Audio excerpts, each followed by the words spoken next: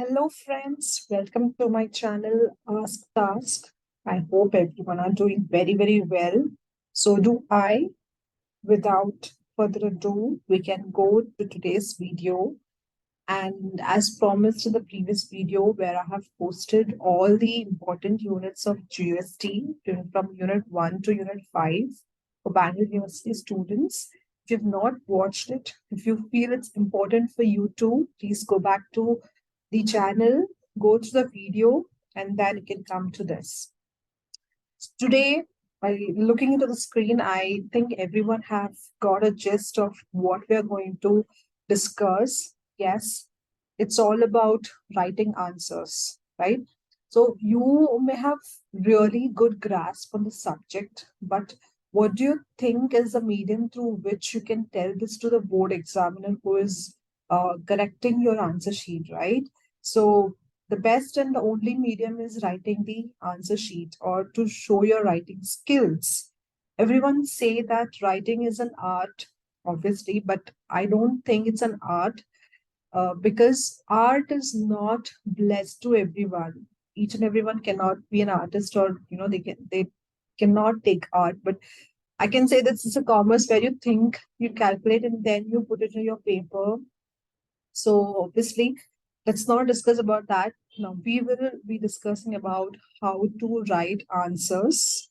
I am Professor Shama Hegde who will be continuing the discussion about writing answers. Okay, so this video is not restricted to only a certain set of students. It's only undergraduate or for the postgraduate. It's for everyone who are struggling to write the paper or the answer sheets or the questions, to attend the questions in the examination, because I see most of the students, most 95% of the students um, struggle to write answers. Yes, when I said 95%, it's exact. I think more than that I can say. Why? Because even though you're topper or you are a very good student, uh, above average student, you definitely struggle to write answers. And a huge necessity is what I felt after having experienced this problem around me. So I think this would be the good video or a good discussion to be made on. So uh, similarly, like in every examination, there will be different sections, right? If you are writing an ETU or a Bangalore University or a Bangalore University or Karnataka University, any university you take, when it comes to undergraduation or post graduation, even in terms of university level, if you go to question papers, you'll have different sections. As you can see, it's section A, B, C, and D. You had only three sections before, wherein they would ask section A very short answers, B and C would be the long answers.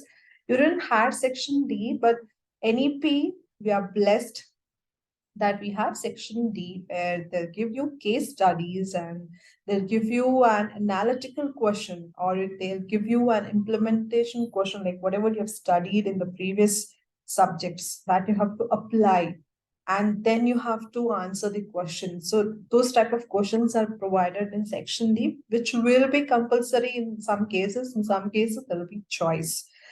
So how to attend questions? I have seen students, uh, they write pages together for 2 marks or 4 marks. I've seen students in examination writing a full page for 2 marks question.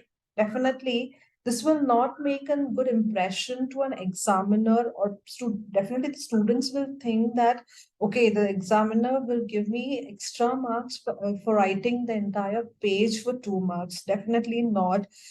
So it's an exact impression, exact opposite impression what an student's answer will make towards an examiner if you do that. So please stop doing those things, right?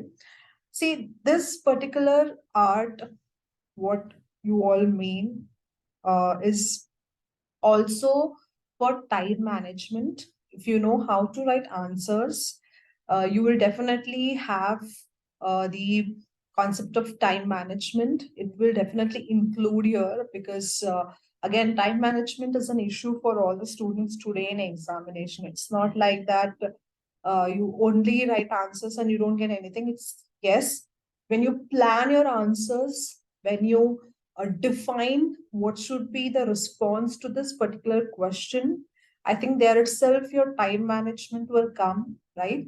So also you will be learning how to implement the time, how much time should be dedicated to this particular question in section A, section B, C, and D, so that in the 3 hours or 2 hours or 2.5 hours, you are going to write or attend all the questions, required questions in all the sections. So let's get started. Anyhow, I told about the different sections under your paper. It be consisting of 4 sections. If you're on CBSE batch, you'll be having only 3 sections. If you're an NEP batch, you'll be having 4 different sections. Now, there are few elements what you have to keep in mind. I thought this is very, very important before getting into how to write 2 marks or 5 marks or 10 marks question. You need to keep this in mind. People definitely neglect these part, especially students. They don't understand the importance of theory because today whatever you're studying, 80% will be descriptive answers. Like you will have subjects wherein it's full of theory, like HR or marketing or finance. Also, you have so many subjects with full theory.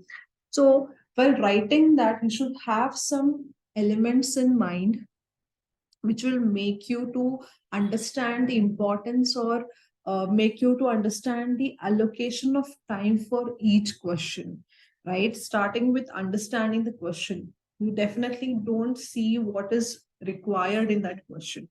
You directly, if you see one word which is familiar to you, just go and answer whatever you have studied or have marked up. It's not correct. First, you have to understand the question. How much is what is asked, and what you have to write, only that much need to be written. So understanding the question becomes really very important, because sometimes they will be giving you direct questions or sometimes they'll be giving you indirect questions. So direct question is where you no need to think of anything. If you know the answer, if they ask you directly, what do you mean by brainstorming? So you directly write the answer for brainstorming. So if they don't ask you any question directly, they'll ask you with articulating the sentences, but the meaning will be brainstorming. So you should understand the question first, what is asked in it, and what you have to write in response. That is more important. You have to plan your response. It's not that you have marked up something, you have by hearted something about the brainstorming, and you're just going to write blindly about it. You've studied the objectives, you've studied the importance of brainstorming, but they have only asked you to write what is brainstorming.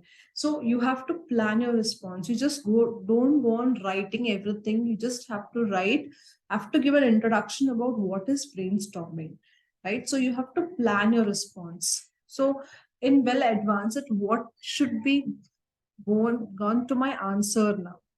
I have to write only what is brainstorming if required, or if necessary, if you think it is very good to add an example, you will add an example of 1 or 2. That's it. If it is a short answer.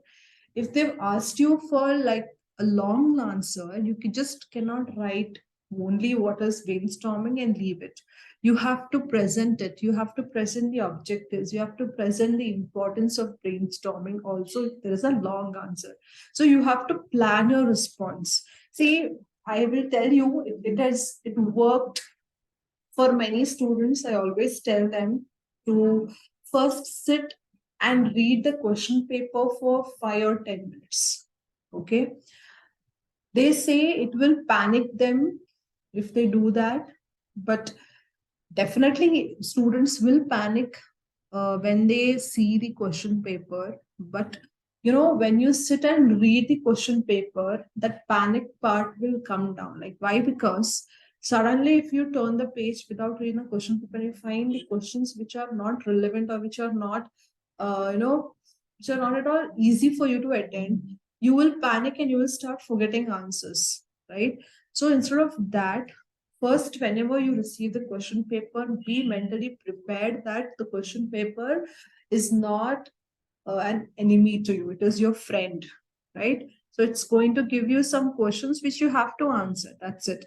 See, when you're how much of a calm you are, the more answers you can rewind or you can just call back when you're sitting in an examination hall. So only this happens only when there's a plan. First, go with the flow of questions, right? Then you can definitely keep in mind which all the questions which you can attend in that particular question paper. So that's where the planning plays a very important role, and they will not forget the answers when you're well prepared before writing an answer. You can easily recall the answers because the chance of panicking will come down, so that really helps you writing your exam. So planning your responses becomes very, very crucial in that stage. Why? Because again, the time management will come into picture. You cannot write 10 to 15 lines for short answers and 2 to 3 lines for 6 marks or 10 marks. So planning responses is a check. Next is starting with a concise introduction. See, this is relevant only to the long answers because some students they directly start if they ask advantages and disadvantages of human resource management. Okay, this is an example. Now, what you will do, student, what I've seen usually is people just start writing about advantages and disadvantages. They don't even give an introduction, right? So it's not the way of writing an answer. You have to first uh, start with the meaning. What do you mean by human resource management? And then start writing the disadvantages and advantages. First always provide an introduction to the particular question, and then go and write. See, what this will fetch you more marks. Why? Because the examiner will think that you know something or you know about human resource management, and it's a proper way to present an answer, right? So when you know that, the examiner will gain confidence in your paper, and the chances are more that he will give you grace marks or extra marks. Instead of 4, he'll give you 5, right? So that is where you will gain the attention of an examiner and the confidence of an examiner. So always start with the concise introduction part. Then always provide the relevant details and examples. I will just show you in, I just, now see here, this is where there is a example where I have set up. This is one question where they've asked about the national altars, right? Atlas, sorry, where they have asked you to brief about it, important findings. Now there are so much of information, facts and figures are provided there. This is the small details which will enhance your answer capabilities and standard and quality of your answer. When you write these facts and figures, again, it will have a very good weightage in your answers for a particular question. So try to provide most of the findings and proper details to your answers, and see how neatly they have underline all the important keywords. We can say it as keywords so that it is easy for an examiner to understand what is given in the question and what you have written. It is relevant. They will match, try to match it. And if it matches, definitely there's a chances of getting higher marks. So try to provide these facts and figures. These are all very general. If they ask you about the employment capability, or let's say what is the inflation rate, or talk about the inflation in economics, we see there are so much of general questions and um, national events, questions on the national events, what they ask. So obviously somewhere you have read or heard about, you can just put it in your answer. That will carry a lot of weightage in it, right? So providing a proper details and examples is definitely very important, as it increases the quality and standard of your answers. And always be concise and uh, to the point. If they've asked you the advantages and disadvantages, only answer that by giving an introduction. Don't go and write about the objectives. Don't go and write about the scope. Don't go and write about the differences between HRM and HRP. Not required. They've only asked you about the advantages and disadvantages. Please be concise and to the point when you're answering any type of questions, right? So this is one type of key point what you have to keep in mind. Then very, very, very, according to me, this is much more important to double check the grammar and to check the spelling of any sentence you write, because today the writing skill has fallen down so drastically that I see students, they make so much of grammatical mistakes, more than grammar. I don't even look at grammar now. I only tell about the spelling.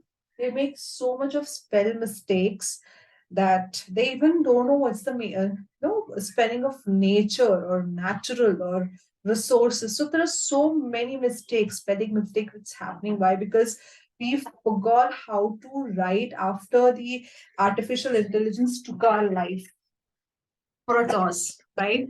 So when you write answers, when you practice, or when you study, please study in a proper manner or just write it down. I suggest you to write it down the answers, not writing the entire answer and studying it. Key points, write down the key points, write down the key sentences which will help you in remembering that particular answers. That will really help you further, because once you graduate, once you get out of the college and just step into the corporate world, your communication should be very, very strong. It might be verbal communication or non-verbal communication, both must be very strong.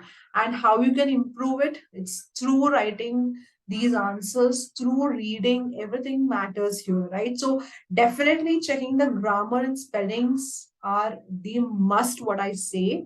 And lastly is to conclude effectively. The conclusion definitely is, if it's very effective, because you students, what is the notion is today examiners read only the last points or the last lines of the answer, or they write the first lines of the first 4 or 5 lines of the answers.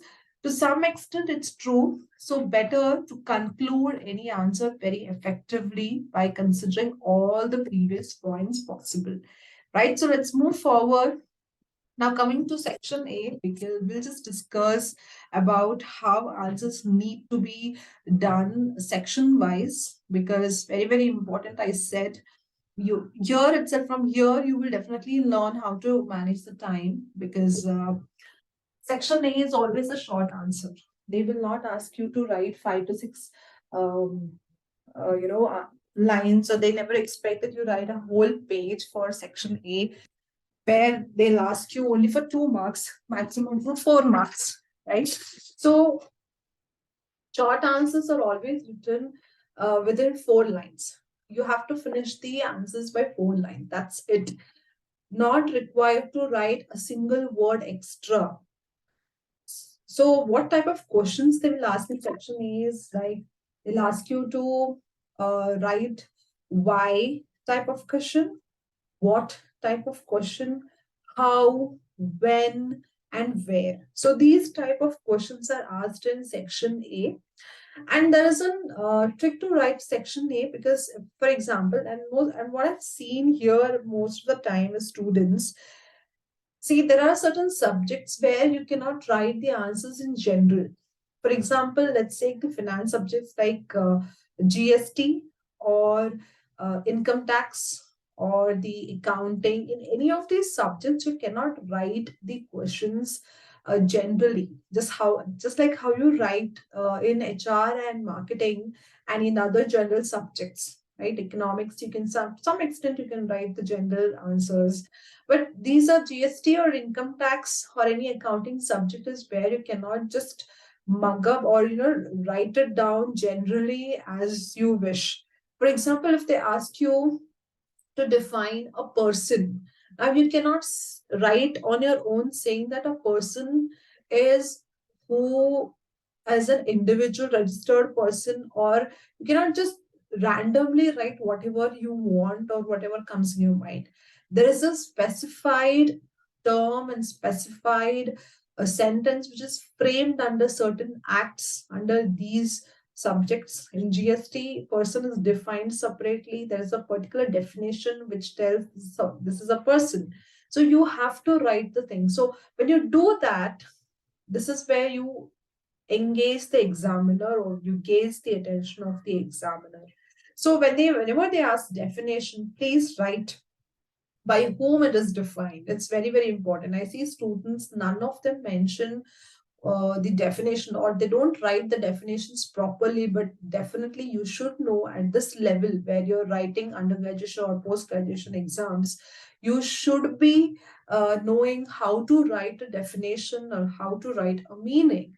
Right, you cannot just write answers like half these KG or the high school or degree students, or let's say the PU students write the answers. No, there is an art, there is a specified way to write an answers for you people, because you'll be so mature. This is a professional degree, right? So there is a professional way to write an answer for every section, for every type of question. So that's where your quality will showcase. This is very important.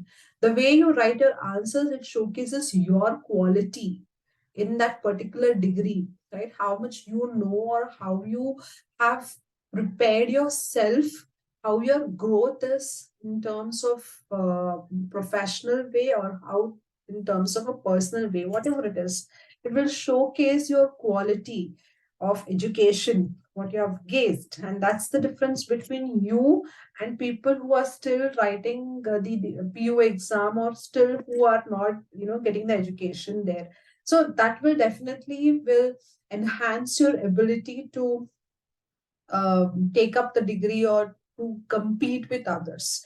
So this is very, very important in section A, that you be very concise and very precise about your topic. What they've asked, you have to only answer those. So that's where your section A comes into. Try to give more examples for whatever meaning or definition they have given, or try to quote anything in terms of marketing or HR subjects which is being mentioned, or science or art subject. You can just try to quote some things, right? So this is where section A comes in. And section B is of long answers, where you write for pages. You can write for 2 pages, or 1.5 pages will be more than enough, because it will be asked of 5 marks or 6 marks. So 1.5 page maximum you can write for section B, even if it is a long answer. Mostly they will ask you questions like write the objectives, write the features, write advantages or disadvantages. They will not ask you to write both, because that becomes more analytical. So any one of the concept will be asked, where you can write it for just 1.5 page maximum. Start with an introduction, as I said. If they give you to write about, let's say, they'll ask you to write about the product, okay, and the features, the types of product. So just give an example of what is the meaning of a product, example, and just then write the types of the product. So very, even when it comes to type of the product, not required that you write all the types of products. You can write any 6 to 7 types of products and give a two-line explanation for each, and give one example for each type. That will give you full marks in section B. So that was for long answers. And coming to, there's an example what I've stated, and then coming to section C, where there is an analysis part which goes on. So usually in section C, they will ask you very general questions where you have to apply things. They will ask you to write short answers, to brief about, or to explain the process, or they will ask you to write the framework of any topic. So all these things will be asked in section C, right? So then there you have to be very, very careful, and you have to be very thankful that even section C, it's not as difficult as section B, because section C, as I told you, there are so much of analysis, like just like your framework, your process and all different types, different kinds and difference between where you can draw the diagrams, right? This is a very, very important thing. Students fail to do it in exam. If they ask about the process, they just go on writing 2 pages or 3 pages or 4 pages. They go on writing the descriptive answers, wherein if they just draw the diagram of a particular process and mention the topics or just showcase or place the particular process in that stage, I think that will fetch them more marks, right? So instead of writing so many pages, if you draw a diagram and explain each process in 4 to 5 lines, and that will make up your answer. And it's very easy to do when you know a diagram. See, we are all some objective people, wherein you will remember, see, this is all scientifically proved that human mind captures images, sounds very fast than any sentence or a phrase or a word, right? And so we automatically see, just imagine if your studies or if your learning is through songs, because we know the lyrics of all the songs, almost all the famous songs. Similarly, if there is this subject where you study the subject through lyrics in the song and the music, you will definitely gaze it fast, right? Similarly, when you just draw the diagram, when you have the diagram with you, it becomes very easy for you to understand the concept and to gaze that particular concept and write about it, right? So this is where you can score full marks. That is section C. Most of them think that's very difficult because we have to write it so long. Definitely, where and all the diagrams can be drawn, please draw the diagrams and just try to explain it. Or else, writing 2 pages or 2.5 pages maximum will be enough for section C. And this is how you can get more marks. As I told you, one. And you should be very careful because in section C, they will not ask you to write disadvantages, advantages, even as they both. You have to write the introduction, you have to write the asked question and conclusion. All these three should be there in section C. Okay, because it's a long answer where analysis part goes on, where you have to implement the learnings what you have done. So these three stages will be consisting in section C. First, you should introduce the topic. Then you write what is asked in the topic. That is the question, and thirdly, you have to conclude the answer. So these three goes into section C where you can fetch full marks. Then last one is your section D, that is case study, where definitely again you can score full marks or minimum marks, because that's the how section D is being framed, wherein you can score minimum marks. Whatever answer you write, minimum this much marks will be given to section D, because it's a case study. Here no answers are correct or no answers are wrong, as it is an analysis based, or it's your perspective based question, because all the general questions will be there.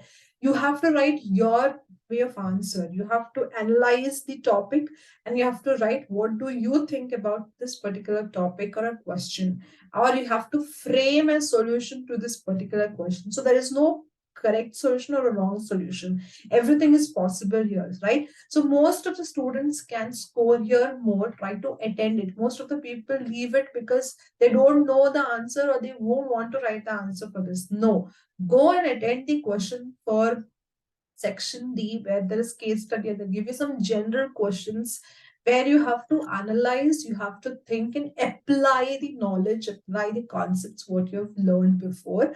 So try to understand here the 5 to 6, the 6 steps what we have studied before, right? Understanding the question, being precise, planning the response, everything comes into picture. You have to apply all these learnings in this particular section to fetch full marks for section D. It will be for 9 marks if I'm not trying 9 to maximum 10 marks. So one definite question will be given. Try to attend. Don't fail to not attending the question. Definitely, you should attend section D questions to get more marks, as it is a case study based questions. So these are all the 5 sections where you have to concentrate on while writing the exam, because this will fetch you maximum marks, which you can score in your final exam, and which can definitely give you an good average in your among all the semesters, And I see most of the students, they fail to do this. That's why I thought of making the video, because it's very, very important at this particular stage that you all know how to answer the questions. It's not only that you mug up the answers and you are very mastered in the subject and you don't know how to write it or present your answer. I can see UPSCs and all the higher exams are based on how you write the answer, right? All the competitive exams, they check the ability to present your answers. So this is where it helps to all of you. So by this, I think we can end it. Thank you so much.